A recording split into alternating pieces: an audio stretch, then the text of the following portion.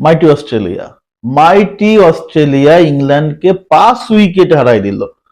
মানে আনবিলিভেবল একটা ম্যাচ, যেখানে 351 রান করছে ইংল্যান্ড।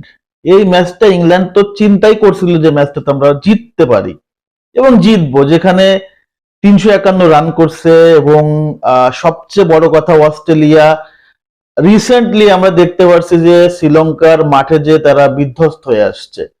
তো সেই অস্ট্রেলিয়া কিভাবে আসলে 351 রান চেঞ্জ করবে? তো এটা তো ইংল্যান্ড আয়েসে চিন্তা করতে পারে, আয়েসে একটা জয় পাবো, বড় জয় পাবো। কিন্তু ঘটনা কিন্তু উল্টাই দিছে অস্ট্রেলিয়ার ব্যাটার। এবং এই যে মাইটি অস্ট্রেলিয়া যে বলা হয়, মাইটি অস্ট্রেলিয়া কেন বলা হয় সেটা প্রমাণ কিন্তু দিছে। দেখেন, ইংল্যান্ড শুরু থেকেই কিন্তু আলটিমেটলি অস্ট্রেলিয়ার বোলারদের উপর প্রেসার ক্রিয়েট করে, কারণ তারা জানে যে অস্ট্রেলিয়ার আলটিমেটলি টপ লেভেলের কোনো বোলার নাই। হ্যাজেলউড নাই, প্যাট কামিন্স নাই, মিশেল স্টার্ক নাই। তিনজন টপ বিশ্বকাপ জয়ী বোলার যখন নাই, তখন ইংল্যান্ড আয়েসে খেলছে। এবং আয়েসে খেলা, সেখানে ব্যান ডাকেট 150+ রানের একটা ইনিংস খেলছে, আর জো রুট একটা 68 রানের ইনিংস খেলে। তাছাড়া কিন্তু আপনি বাটলার বলেন, সেখানে যদি বলেন হ্যারি ব্রোক বলেন, ফিল সল্ট বলেন, এই যে বড় মাপের প্লেয়ারদের কাছ থেকে কিন্তু ভালো রান আসে নাই। এই যে ইংল্যান্ডের যে খারাপ সময়টা কিন্তু চলতেছে সেই বিশ্বকাপ থেকে। এরপরে রিসেন্টলি তারা ইন্ডিয়াতে সিরিজ খেললো, সেখানেও কিন্তু বাজেভাবে আসলে হোয়াইট ওয়াশ হলো, এবং সেই হোয়াইট ওয়াশের একটা তিক্ততা নিয়ে আসছে চ্যাম্পিয়ন্স ট্রফি খেলার জন্য। সো চ্যাম্পিয়ন্স ট্রফি খেলতে এসে তারা কিন্তু শুরুর ম্যাচটাতে ভালো একটা স্কোর করছে অস্ট্রেলিয়ার এগনেস্টে, 351 রান। কিন্তু এই রানটাও যে টিকবে না তারা কি জানছে?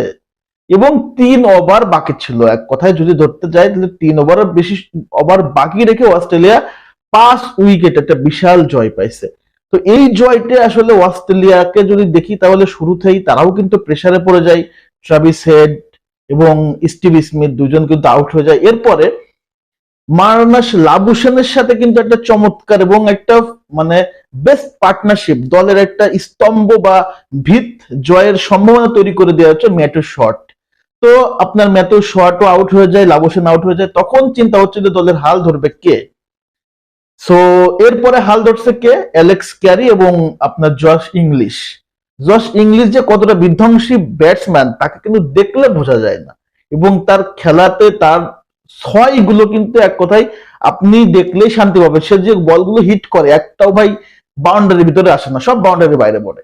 আপনি এই যে ছোটখাটো একটা প্লেয়ার আপনার জশ ইংলিশ, আপনি তাকে দেখলে মার্ক করতে পারবেন না যে আসলে সে কোন লেভেলের প্লেয়ার, কিন্তু সে দুর্দান্ত লেভেলের প্লেয়ার। তা না হলে মাইটি অস্ট্রেলিয়ার মতো দলে সে আসলে ডাক পেত না। তো যাই হোক, শেষ ফিনিশিংটা সে আর ম্যাক্সওয়েল করে ফেলছে, এবং ইংল্যান্ডকে একটা তিক্ততা রান চেস করা, তিক্ত স্বাদ দিয়ে ইংল্যান্ডকে কিন্তু প্রথম ম্যাচ হারাই দিল মাইটি অস্ট্রেলিয়া। আনবিলিভেবল একটা ম্যাচ অস্ট্রেলিয়া কিন্তু জিতলো। সো এই জন্যই বলা হয় যে অস্ট্রেলিয়া আসলে বিগ টুর্নামেন্টের দল।